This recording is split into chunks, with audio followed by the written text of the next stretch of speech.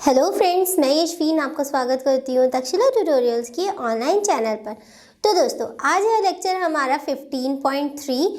Lecture 15.3 में आज हम पढ़ेंगे जैव विविधता की क्षति के बारे में कि किस प्रकार से जो जैव विविधता हमारी बायोडाइवर्सिटी है, पूरा पारी तंत्र है, उसमें किस प्रकार से क्षति हो रही है, यानी कि उसकी विलुप्ति की कगार पे वो आ रहा है और धीरे धीरे करके वो एक्सटिंक्ट हो रहा है। तो दोस्तों, आज की लेक्चर में हमें यही देखना है कि हमारी प्रकृति को किस प्रकार से नुकसान हो रहा है, हमारी प्रकृति में कौन सी ऐसी चीज़ें या हमारी वजह से या और सब नेचर की वजह से क्या ऐसा हो रहा है जिसकी वजह से जातियों की क्षति हो रही है, जैव विविधता की क्षति हो रही है।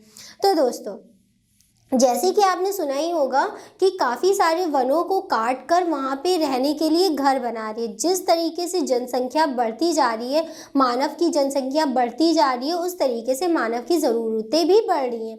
मानव को आवास के लिए ज़मीन चाहिए, जगह चाहिए, और जिसकी वजह से क्या हो रहा है कि वे वनों को काट के वहाँ पर आवास के लिए रहने का स्थान बना रहे हैं।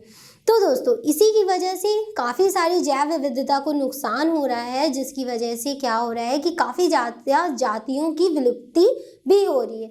ऐसा नहीं है कि सिर्फ मानव की वजह से ऐसा हो रहा है, काफ़ी सारे नेचर इंसिडेंट ऐसे होते हैं जिनकी वजह से भी जातियां विलुप्ति हो रही हैं।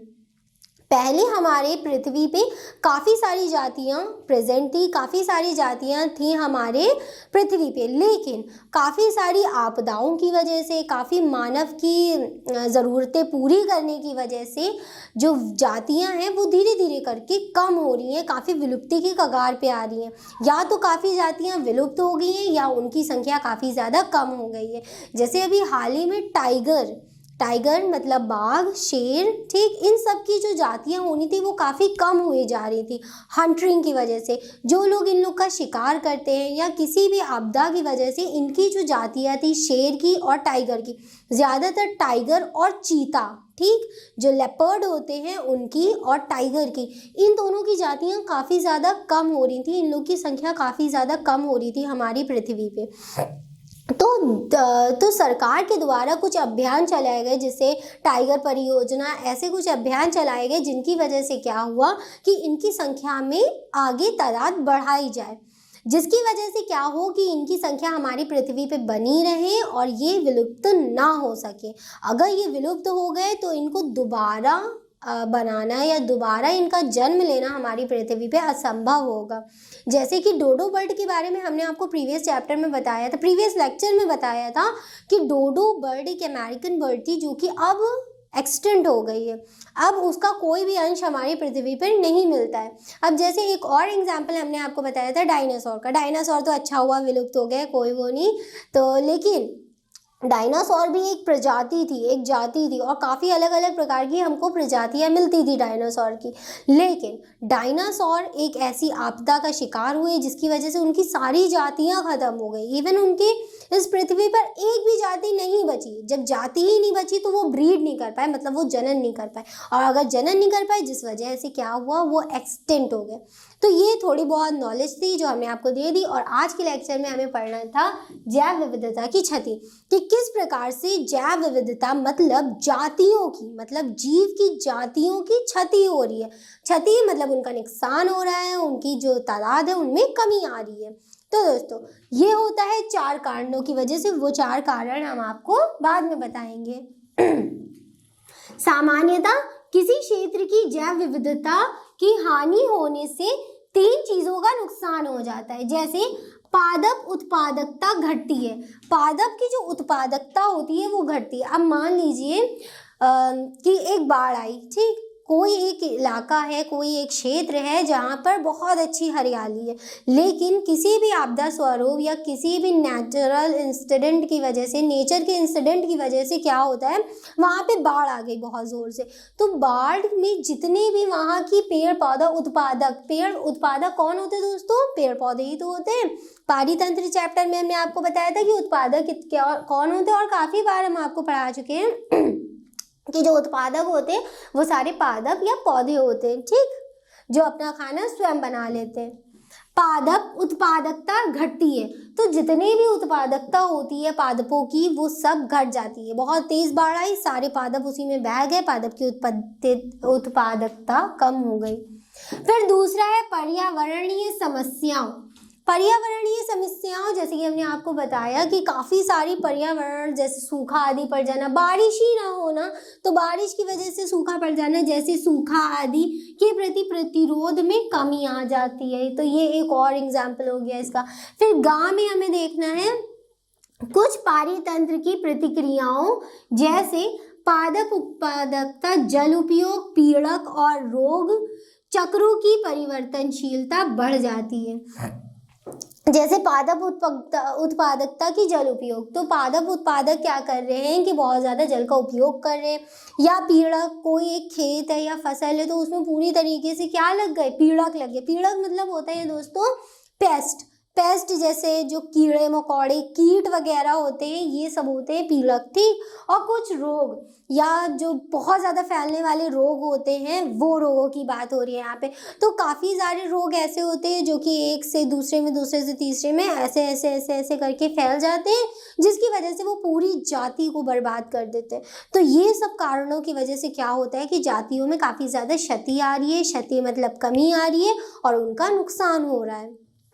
फिर आगे देखते हैं हम जैव विविधता की क्षति के कारण। इसका मुख्य 4 कारण है कि जैव विविधता किस प्रकार से धीरे धीरे उसकी क्षति हो रही है, उसकी हानि हो रही है, किस प्रकार से। तो ये 4 कारण हम आपको एक एक करके लिख के बताएंगे। इन्हीं चारों के बारे में हमें आज के लेक्चर में अपने पढ़ना है कि ये चारों कारण होते क्या हैं, कौन से ऐसे 4 कारण हैं जो कि किसके लिए जिम्मेदार है, जैव विविधता की क्षति के लिए जिम्मेदार है, मतलब उसके नुकसान के लिए जिम्मेदार है, किस प्रकार से उनकी हानि हो रही है, कौन कौन से कारण है। इसमें सबसे ज्यादा बड़ा कारण है मनुष्य। मनुष्य की जरूरत जब लालच में बदल जाती है तो वो हमारी पृथ्वी के लिए और हमारी नेचर के लिए और जैव विविधता के लिए, पारितंत्र के लिए बहुत ही ज्यादा नुकसानदायक होती है। तो ये सब बातों की चर्चा हम इन 4 पॉइंट्स में करेंगे कि कौन से ऐसे होते हैं जिनकी वजह से इसका नुकसान हो रहा है जैव विविधता का। तो चलिए दोस्तों इन चारों कारणों को एक एक करके पढ़ते हैं।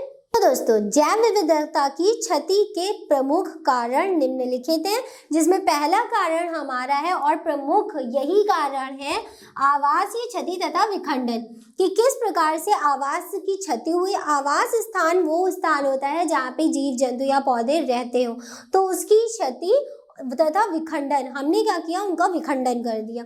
अब चलिए देखते हैं कि इसमें क्या बात है। या जंतु व पौधों की विलुप्तीकरण का प्रमुख कारण है। प्रमुख कारण कौन सा है, आवासीय क्षति तथा विखंडन, कि इसमें ऐसा क्या हुआ जिस वजह से जंतु तथा पौधों की विलुप्तीकरण का ये सबसे ज्यादा प्रमुख कारण है। इसके नाम से ही थोड़ा बहुत समझ में आ रहा होगा आपको। उष्णकटिबंधीय वर्षा वनों में होने वाले आवासीय क्षति का सबसे अच्छा उदाहरण है, मतलब जो उष्णकटिबंधीय वर्षा वन है वो क्या है, इसका मतलब इस एग्जाम्पल का हमारा बहुत अच्छा उदाहरण है। उष्णकटिबंधीय वर्षा वनों में क्या होता है, कैसे होता है, हम आपको बताते हैं। एक समय वर्षा वन पृथ्वी के 14% क्षेत्र में फैले थे, लेकिन अब 6% से अधिक क्षेत्र नहीं है। मतलब सोचिए कि पृथ्वी पर पहले हमारे पास 14%, पूरी पृथ्वी में 14% क्या थे, वर्षा वन थे, लेकिन अब ये वर्षा वन 6% से ज्यादा नहीं बचे। ऐसा क्यों? क्योंकि मानव की जनसंख्या बढ़ने के कारण मानव को भी आवास के लिए क्या चाहिए, स्थान चाहिए, जिस वजह से वो क्या होता है कि वर्षा वन काट के या तो कुछ इंडस्ट्रीज बन जाती है या उनके रहने का स्थान बन जाता है। तो ये कुछ कारण होते हैं जिनकी वजह से वर्षा वन कम हो रहे हैं। अब किसी से उसके रहने की जगह छीन लेंगे तो क्या वो वहां पे जिंदा रह सकेगा, क्या वो वहां पे रह सकेगा? तो नहीं, ऐसा नहीं हो सकता ना, जिस वजह से ये पौधे और जंतु के लिए विलुप्तीकरण का बहुत ही ज्यादा प्रमुख कारण है। और आप सभी जानते होंगे वर्षा वनों में कितने सारे जंतु रहते हैं और कितने सारी पादप वृद्धि करती है, काफी सारी औषधियां भी वहीं पे वृद्धि करती हैं। तो क्या होता है कि इनको काट दिया जाता है और इनकी जगह पे दूसरे इंडस्ट्रीज बना दिए जाते हैं या आवास, रहने के लिए आवास स्थान बना दिए जाते हैं मनुष्य के लिए, जिसकी वजह से ये एक बहुत ही ज्यादा प्रमुख कारण है विलुप्तीकरण का जंतु और पौधों की। की, और यही हमारी जैव विविधता में क्षति का सबसे ज़्यादा प्रमुख कारण होता है। तो दोस्तों ये तो हमारा पहला कारण हो गया। अब हम इसे मिटा के दूसरा कारण लिखेंगे, फिर तीसरा और फिर चौथा आपको बताएंगे, फिर अपना लेक्चर कंप्लीट कर देंगे। दोस्तों अब हम अपनी जैव विविधता की क्षति का दूसरा कारण देखते हैं, जो कि है अतिदोहन। अतिदोहन में क्या होता है, जब मनुष्य हमेशा भोजन तथा आवास के लिए प्रकृति पर निर्भर रहा है। ये बात हमने आपको बहुत पहले ही बता दी थी। लेकिन जब आवश्यकता लालच में बदल जाती है, तब इसका प्राकृतिक संपदा का अतिदोहन शुरू हो जाता है। मतलब आवश्यकता से ज्यादा भी लोग क्या करेंगे, प्रकृति का नुकसान करने लगे, शुरू हो जाता है। मानव द्वारा अतिदोहन से पिछले 500 वर्षों में बहुत सी जातियां विलुप्त हो गई हैं। मनुष्य द्वारा अतिदोहन से मतलब जितनी जरूरत है उससे ज्यादा क्या कर रहे हैं, वो हमारी प्रकृति को नुकसान पहुंचा रहे हैं। उससे ज्यादा वो हमारी प्रकृति से और एक्सपेक्ट कर रहे हैं कि नहीं हम थोड़ा और वन काट दें, ताकि वहां पे 1-2 फ्लैट्स और बना दें, 1-2 इंडस्ट्रीज और बना दें। तो जिस वजह से इसके अतिदोहन से क्या हो रहा है कि काफी ज्यादा जातियां विलुप्ति की कगार पे या तो आई जा रही है या फिर वो विलुप्त हुई जा रही है। पिछले मानव द्वारा अतिदोहन से पिछले 500 वर्षों में बहुत सी जातियां क्या हुई हैं दोस्तों, विलुप्त हो गई हैं, जिसके कारण ये हमारी जैव विविधता की क्षति का एक कारण बनता जा रहा है कि अतिदोहन कर रहे हैं मानव अपनी प्रकृति का, अपनी ही प्रकृति से वो और ज़्यादा एक्सपेक्ट कर रहे हैं और ज़्यादा क्या कर रहे हैं, उसका विनाश कर रहे हैं और उससे भोजन और आवास बना रहे हैं, जिसके कारण क्या हो रहा है, काफी ज्यादा क्षति हो रही है जैव विविधता की। फिर तीसरा कारण है विदेशी जातियों का आक्रमण। विदेशी जातियों के आक्रमण में देखना है जब बाहरी जातियां अनजाने में या जानबूझकर किसी भी उद्देश्य से एक क्षेत्र में लाई जाती है। एक क्षेत्र में कोई भी विदेशी जाति मतलब कोई सा भी जंतु ले आए हम, तब उनमें से कुछ आक्रामक मतलब बहुत ज्यादा लड़ाई करने वाली, जो कि दूसरी जातियों को खत्म कर दे। आक्रामक होकर स्थानिक मतलब पहले से जो लोग वहां रह रहे थे, पहले से जो जाति वहां रह रही थी, आक्रामक स्थानिक जातियों में कमी या उनकी विलुप्ति का कारण बन जाती है। तो दोस्तों इसमें हमें क्या समझने को मिलता है, जब कोई बाहरी जाति हम अनजाने में या जानबूझ के हमारे ही क्षेत्र में आ जाए तो वो क्या करती है, कुछ आक्रामक होके उनमें से कुछ जातियां ऐसी होती है जो आक्रामक होके दूसरी जातियों को नुकसान पहुंचाती हैं, जिसकी वजह से वो उनकी कमी और विलुप्ति का कारण बन जाती है। जैसे एक्वेरियम में, अगर हमारे पास एक्वेरियम है तो उसमें हम सिर्फ उन्हीं फिश को रख सकते हैं जो आपस में मिलजुल के रह सकती है। हम कोई ऐसे फिश उसके साथ नहीं डाल सकते जो पता चला अगले दिन आज हमने डाली और अगले दिन उसका टाई फिश हो गई। तो ऐसा होता है कि काफ़ी सारी जातियां नहीं रह सकती साथ में, जो कि एक दूसरे को मारती रहती हैं, एक दूसरे से झगड़ती रहती हैं।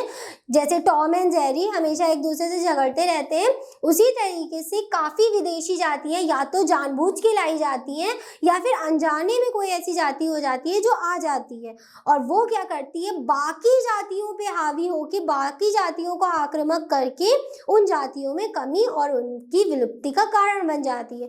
तो ये हो गया हमारा ऊपर का। फिर ये नीचे का। अच्छा, इसका एक और एग्जाम्पल हम ले सकते हैं। ये तो स्थान की बात हो गई, मतलब आवास की बात हो गई। दूसरा शिकार का भी ले सकते हैं हम इसका एग्जाम्पल। जैसे मछलियाँ, समुद्र में बहुत ज़्यादा सी मछलियाँ मिलती हैं, बहुत बड़ी बड़ी मछलियाँ मिलती हैं, बहुत अच्छी अच्छी मछलियाँ मिलती हैं, जिनको लोग शिकार के लिए यूज़ कर रहे हैं और उनको बेचते हैं और उनसे अच्छे सी रेसिपीज़ बनती है। तो दोस्तों अतिदोहन का मतलब है कि उनकी ज़्यादा उसको नष्ट करना। तो क्या हो रहा है, अत्यधिक मछलियों का शिकार करने की वजह से भी हमारे पारितंत्र में या हमारे जैव विविधता में कमी आ रही है। तो ये हो गए हमारे दो। और अब एक और हमारा बचा है सुविलुप्ति, बस हम उसको पढ़ लेंगे और हमारा लेक्चर कंप्लीट हो जाएगा। दोस्तों अब हमारा जैव विविधता की क्षति का आखिरी कारण है सह-विलुप्तता। मतलब सह-विलुप्तता में मानव का कोई हाथ नहीं होता है, मानव के हाथ के बिना ही काफ़ी जातियां होती हैं जो विलुप्त हो जाती हैं। ये जातियां एक दूसरे पे डिपेंड करती हैं कि मतलब एक नहीं होगी तो दूसरी की विलुप्ति का कारण भी वही जाति होगी जो विलुप्त हो गई होगी। ठीक दोस्तों, तो जब एक जाति विलुप्त होती है तब उस पर आधारित दूसरे जंतु व पादप जातियां भी विलुप्त होने लगती हैं। जब एक परपोषी मत्स्य मत्स्य मतलब होता है दोस्तों मछली, और परपोषी मतलब कुछ ऐसे परपोषी होते हैं जो इस मछली में जिंदा होते हैं, उनकी जाति जब विलुप्त होती है, जाति विलुप्त होती है, तब उसके विशिष्ट परजीवियों का भी वही भविष्य होता है। जब मछली नहीं रहेगी तो मछली पर जो परजीवी थे उनका भविष्य क्या होगा, वो भी विलुप्त हो जाएंगे। अगर कोई मछली विलुप्त हो गई, ठीक, तो उस मछली से रिलेटेड जो और जातियां होती हैं वो भी विलुप्ति की कगार पर पहुंच जाती है, जिसकी वजह से उनका भी विलुप्ति हो जाती है। तो दोस्तों ये हमारा लास्ट कारण था जिसमें मनुष्य का कोई हाथ नहीं था। इसमें क्या हो रही थी, सह विलुप्ति हो रही थी, मतलब खुद ही क्या हो रही थी, जातियां विलुप्त हो रही थी।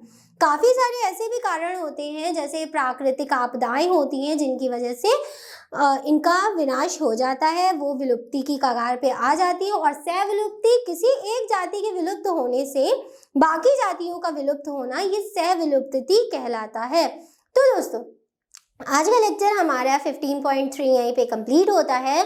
आज के लेक्चर से रिलेटेड सारे नोट्स आपको नीचे डिस्क्रिप्शन बॉक्स में मिल जाएंगे। फिर भी अगर आपका कोई डाउट है तो आप हमको इजीली कांटेक्ट करके उसे पूछ सकते हैं। तो दोस्तों आज के लिए बस इतना ही, मिलते हैं अपनी नेक्स्ट क्लास में। Thank you.